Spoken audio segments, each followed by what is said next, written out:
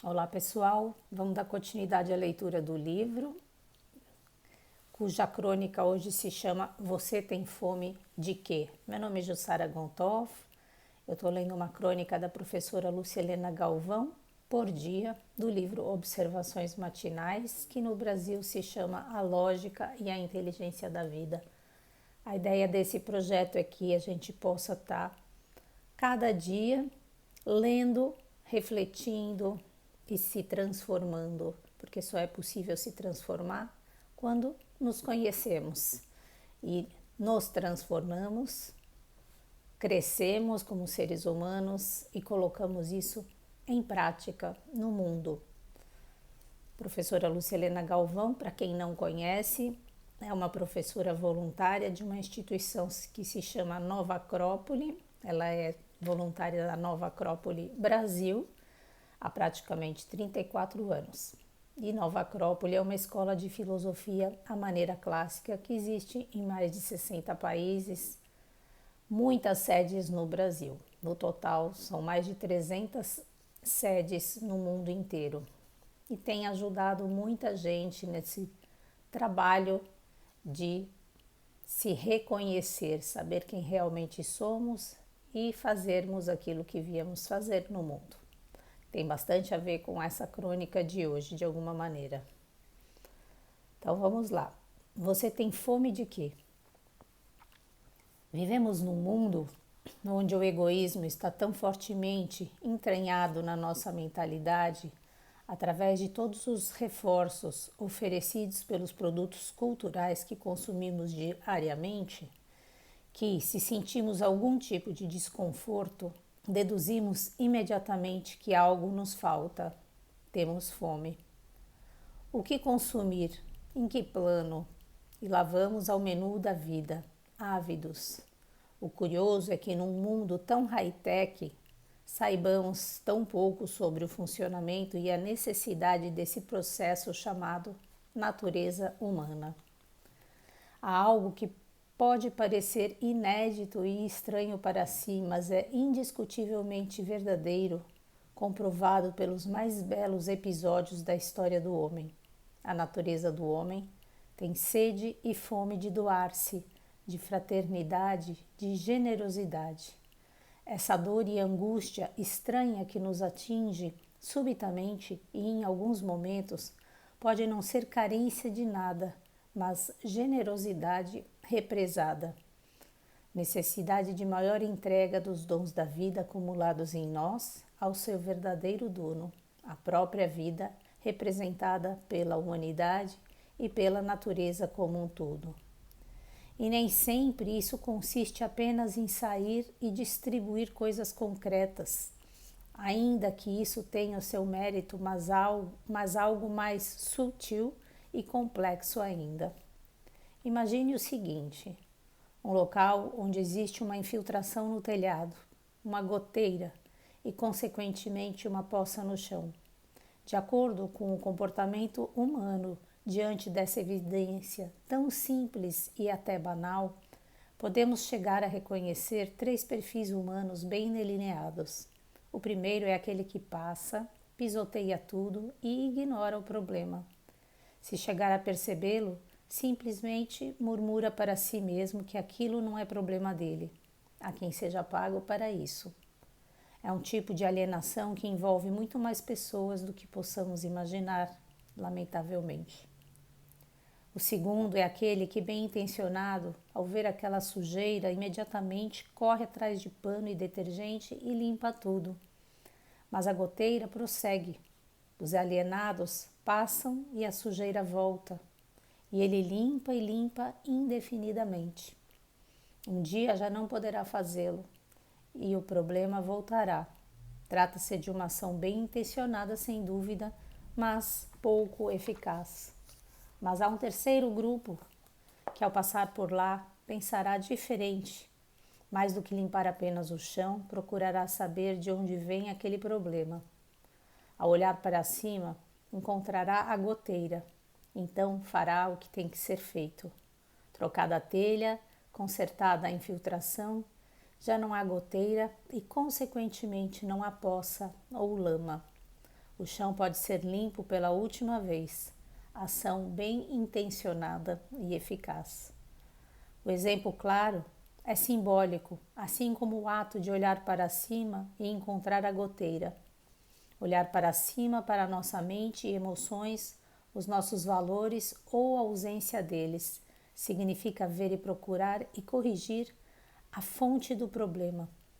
Só os ingênuos acreditam que a causa da miséria física está no plano físico. Ela sempre esteve e estará na miséria psicológica, moral e espiritual do homem. A causa da fome será a falta de alimentos ou de honestidade? A miséria será por falta de bens materiais ou de fraternidade? Há que olhar para cima para ter uma ação não apenas paliativa, mas eficaz. E olhar para cima é olhar para dentro de nós mesmos, com atenção e intenção de aperfeiçoamento, para ter o que ensinar, para ter a condição moral de ser um fator de mudança.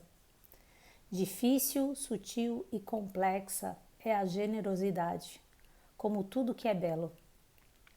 Como é sutil e complexo o Requiem de Mozart e a criação de Adão de Michelangelo. Tudo que é belo e eficaz exige muito do homem. E a generosidade é uma mestra severa, tão exigente quanto bela, tão essencial para alimentar a alma como tudo aquilo que alimenta o nosso corpo. Algo morre em nós se a ignoramos. Nesses momentos de sede e fome de alma, lembre-se do que sempre disseram os filósofos do passado, esses eternos buscadores da sabedoria, do saber viver de forma humana. A melhor coisa que podemos fazer pelo que amamos é crescer, humanamente falando. É o maior ato de generosidade e a nossa alma alimenta-se dele. Permita-se experimentar do sabor incomparável dessa virtude humana, a generosidade, e veja algo mais. Além dela, saciará tão completamente a sua fome. Desculpa, gente, vou tossir. Bom, essa crônica é muito bela. Realmente me sinto profundamente grata e emocionada pela oportunidade de ser aqui um canal para poder ler isso na internet, autorizada pela professora. Como a professora diz muitas vezes, a gente conhece às vezes a grandeza de uma obra, né, de um poeta, de um escritor, pelo tanto que ele fala em poucas coisas. E essas crônicas desse livro, elas têm se mostrado assim, né? 1,5 páginas, às vezes 2 no máximo, onde tantas coisas são ditas de uma forma tão sutil, mas há que se querer enxergar, né? E buscar tudo o que está sendo dito. Por isso que eu sugiro que vocês leiam o livro, comprem o livro. Se não tiverem a oportunidade de comprar, ouçam então a crônica, parem, pensem um pouco sobre ela antes de ouvir meus comentários. Ou então, se for sua decisão ouvir o comentário direto, ouça o comentário, mas depois volta, ouve novamente a crônica, leia a crônica e talvez você vai descobrir coisas muito mais do que o que está sendo dito aqui por mim. Que obviamente eu não posso dizer tudo aqui que tem em volta disso, não apenas porque eu não sei, mas por questões também do tempo, né? E porque isso é apenas um olhar, talvez o seu olhar tenha muitas outras coisas da sua natureza humana que percebe e que, portanto, pode contribuir com esse olhar mais abrangente. E eu vou começar então falando sobre o final, começar de trás para frente. Acho interessante aqui que ela fala sobre você tem fome de quê? E obviamente ela está falando da nossa natureza humana, de sermos humanos, dessa necessidade de evoluirmos como seres humanos, e ela coloca aqui um ponto importante da generosidade, que eu vou falar um pouquinho mais depois. E ela dá um exemplo de uma situação aqui também, de 3 momentos numa mesma situação de pessoas tendo um olhar para a goteira. Eu vou falar sobre tudo isso rapidamente, mas eu quero falar, para começar, sobre essa citação que ela faz aqui quando ela fala do belo, da obra de Requiem de Mozart e da criação do Adão do Michelangelo. Por que em uma página e meia ela escolhe falar de Requiem de Mozart e criação de Adão? Obviamente que eu não posso ter certeza sobre isso, porque é a professora que escreve, mas eu fiquei pensando um pouco sobre isso e aí eu quero trazer algumas questões. O Requiem de Mozart, primeiro, ambas obras que ela cita aqui são belíssimas, então são exemplos do que o homem é capaz de fazer quando ele deixa passar através de si a natureza do divino, né? Do belo. Mas o Requiem, ele fala de uma questão, né? É uma ópera fúnebre. Então, ele vai mostrar, né, pra gente, enquanto obra do Mozart, como o belo permanece apesar da morte, né? E aí a gente poderia fazer uma pergunta, né? Ela fala sobre um Requiem de Mozart que fala sobre a morte. É uma passagem, né, que mostra assim a primeira parte do Requiem, né, a resignação de uma alma que morre, depois tem um julgamento, depois tem uma esperança, né, tem uma sequência sobre isso, e ao mesmo tempo ela mostra a criação, né, do homem por Deus, a obra do Michelangelo, né, onde dedo vai se encontrar com o dedo, né, o dedo humano e o dedo divino, o homem sendo criado, né, como uma expressão de Deus. E é interessante se a gente olhar, né, que tem então nisso que ela sugere a criação do homem e a morte. A gente pode dizer aqui que nessas duas obras belas ela está mostrando um processo que vivemos enquanto seres humanos, né, a vida e o porquê da vida, essa vida trazida pelo Criador, e a morte e o processo de morte, e ao mesmo tempo o belo que permanece como uma prova indiscutível de que a eternidade ela se consagra através do belo, né? Porque esses dois homens citados estão tão vivos hoje quanto antes, talvez até mais, pela sua obra, que não sucumbe. Portanto, a pergunta é, será que eles morreram, né? E por que isso está sendo mostrado, né, dentro de uma obra que fala de fome? Você tem fome do quê? Então são questões que a gente pode pensar. Quando um homem tem fome, ele tem fome do quê? Ele tem fome de nascer como ser humano. Ele tem fome de aportar ao mundo essa generosidade que ela fala tanto, que não é dele, que é do divino. Nós somos apenas um canal, né? Então a generosidade, já entrando na questão da fome, né, ela alimenta a nossa alma. Hoje a gente vive ignorando essa realidade. A gente vive pensando em adquirir coisas. Temos fome de coisas, fomes de conhecimento, fomes de tecnologia, fomes de tantas coisas, né? Sendo que a melhor coisa que a gente pode fazer realmente por nós é crescermos como seres humanos e aportarmos para o mundo aquilo que a nossa alma realmente, do que a nossa alma realmente se alimenta. E ela mostra aqui, através dessas duas obras, né, homens que realmente aportaram coisas ao mundo, né? Realmente trouxeram essa qualidade. E ela mostra de alguma maneira que o tempo não se mede cronologicamente, ele se mede pelo vertical, né? Por essa possibilidade que nós temos realmente de fazer essa conexão com o divino, de tocar esse divino, né? Esse dedo, né?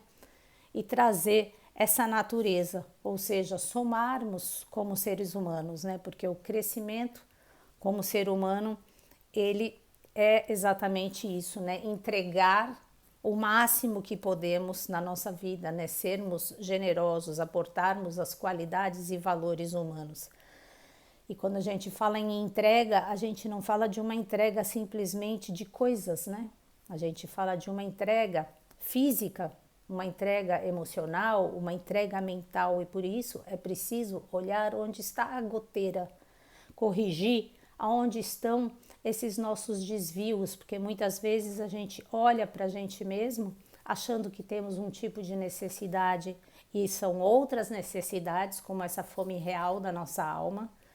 E enquanto a gente não olhar da onde realmente está fugindo essa natureza humana para uma natureza, por exemplo, que estamos vivendo animal, a gente não consegue fazer os consertos que precisamos em nós mesmos. E aí eu acho interessante o momento que ela coloca essas duas obras, né?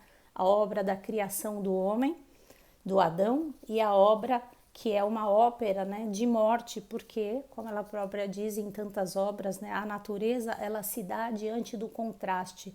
E talvez se a gente pensar que a gente vai morrer e que a gente vive com um propósito, a gente pode pensar naquilo que realmente podemos aportar, né, como seres humanos fazendo essa realização da nossa obra, né, de uma maneira vertical. E lembrar, né, que quando a gente aporta essa generosidade, não somos nós que estamos aportando, por isso esse dedo tão importante, né? Nós somos um veículo. A vida nos oferece vida, nós recebemos a vida e como recebemos vida, temos que aportar vida, sem cobrar nada de ninguém. Ah, eu estou sendo generoso somente se. Não, é uma necessidade de entrega total, que temos que realmente doar, não porque alguém pediu, não porque eu quero ser visto de alguma maneira, não porque eu quero me satisfazer de alguma maneira, mas simplesmente porque eu tenho necessidade de nascer como ser humano. Então acho que é isso, é muita coisa realmente nessa obra, né? Lembrar que para a gente trazer essa generosidade humana, a gente tem que olhar para cima, por isso essa questão do dedo é tão importante, né? E é isso, eu acho que eu falei sobre tudo que eu queria, é muita coisa, né? Acho que é só, tem tanta coisa, eu achei essa obra tão bela, né? Eu queria falar tão mais, mas eu acho que já falei o suficiente. Vou fazer um segundo aqui de reflexão aqui para ver se tem algo que eu queria mais falar.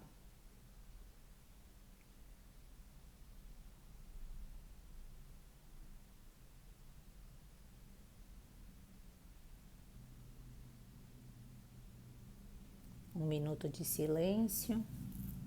Enquanto isso vocês pensam também, eu tô olhando aqui.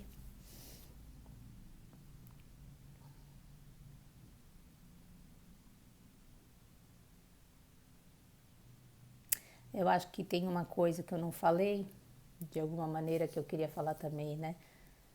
Porque o título é Você tem fome do quê, né? O medo da fome é a própria fome. Quando a gente tem medo de ter fome, a gente de alguma maneira fica insaciável na nossa vida, né?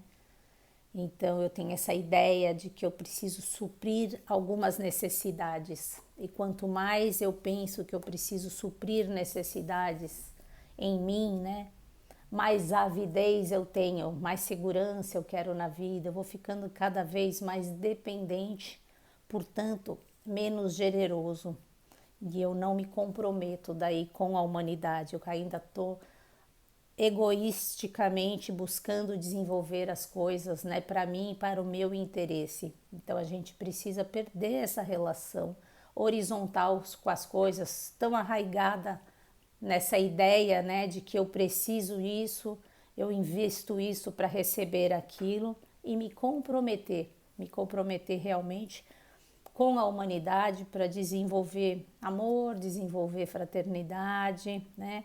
E não abrir mão daquilo que realmente viemos fazer, né? Essa é a fome que a gente precisa sentir, porque não existe nada mais sagrado do que a vida. E é isso que a gente precisa entender. E ser vida significa realmente viver como testemunha, né? De vida em ação, não apenas em pensamento, se sentir honrado por essa vida, por esse toque, né? E fazer com que o belo seja aportado, né? através de mim, não por mim, através de mim, que eu seja um canal desobstruído para realmente ser digno dessa vida, né? E viver o sagrado diariamente. Eu honro a minha espécie como ser humano no momento que eu sou humano, no momento que eu passo isso para todos, né?